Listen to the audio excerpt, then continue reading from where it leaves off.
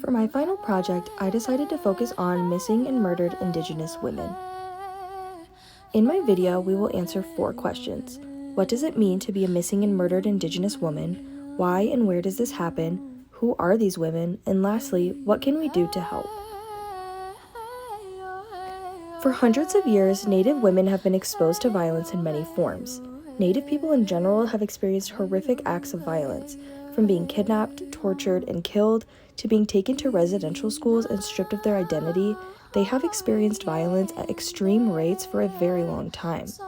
Native women and girls are 10 times more likely than any other ethnicity to be murdered. 4 out of 5 Indigenous women experience violence in their lifetimes, and more than half of Indigenous women experience physical abuse by their intimate partners. In 2021, the FBI reported that 5,203 Indigenous women and girls were reported missing in that year alone. The third leading cause of death amongst Indigenous women is murder, and more often than not, these crimes are being committed by non-Native people. So, why is this happening? Why are Indigenous women exposed and experiencing so much violence?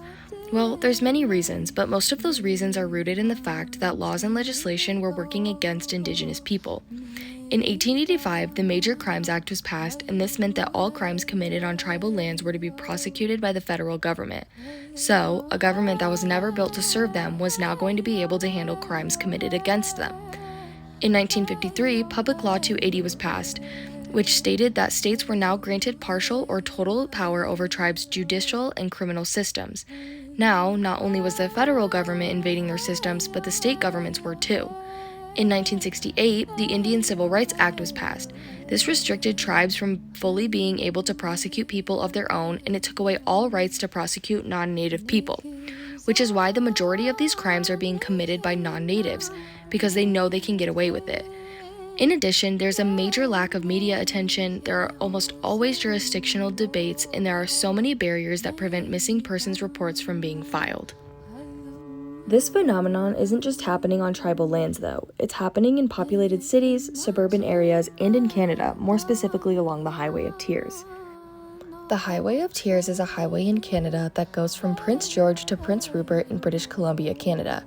This highway is known for the many women who have gone missing around the area and/or have been found deceased in the area. Since this is a major highway, it's believed that some women are abducted into sex trafficking, and it's believed that Canadian serial killer even utilized the Highway of Tears to hunt one of their victims. Nobody knows the exact number of Indigenous women that have gone missing or have been murdered along the Highway of Tears, but surrounding tribes estimate that it is more than 30.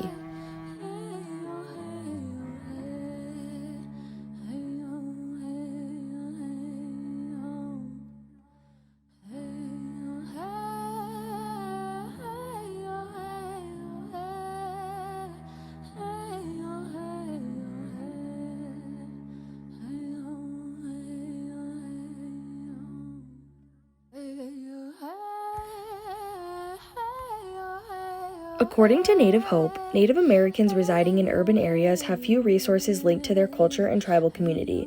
Many urban Indians, people living in cities, fall into a pipeline of vulnerability, which includes people of color, people experiencing poverty, people coming out of the foster care system, people lacking resources or family, people isolated emotionally, physically, or psychologically. This shows us that Indigenous women who are going missing or being murdered in populated cities are more at risk because they are more distant from their tribal communities. Oftentimes, they're experiencing poverty or they just don't have access to resources. All of these things make it that much more likely that they will experience violence in their lifetime. So, who are these women? These are just 3 examples of missing and/or murdered Indigenous women. First, we have Kaysara Stopp's Pretty Places. She went missing on August 24, 2019, and was unfortunately found deceased on August 29, 2019. Next, we have Selena Not Afraid. She went missing on January 1, 2020, and was found deceased on January 20, 2020. And lastly, we have Ashley Loring Heavy Runner. She went missing on June 5, 2017, and has never been found. While these are just a few examples of hundreds of thousands, all of these women and their stories have something in common. They all went missing under very suspicious circumstances, and all of their families reported having a very difficult time accessing proper help from law enforcement agencies. And they aren't the only ones. Thousands of Indigenous women go missing every year, and we can't even count for the ones that go unreported. Young, old, living on tribal lands, living in big cities, all Indigenous women are at risk from becoming a stolen sister. So, what if it was your daughter, your friend? What if it was you? There are many organizations that are dedicated to advocating for Indigenous people and tribal groups. Some of these include Native Hope, Native Women's Wilderness, and the Coalition to Stop Violence Against Native Women.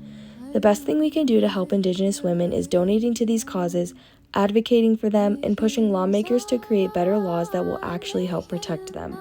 But I think the most important thing we need to do is look after one another to ensure that we put an end to stolen sisters. All across the United States and around the world, Indigenous people of all kinds come together to protest and advocate for their loved ones.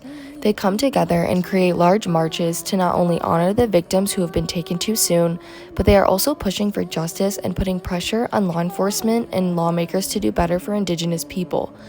While May 5th is the official National Remembrance Day for missing and murdered Indigenous women, Indigenous people live that reality all year round. They are constantly reminded that their loved ones are gone and that they could be next.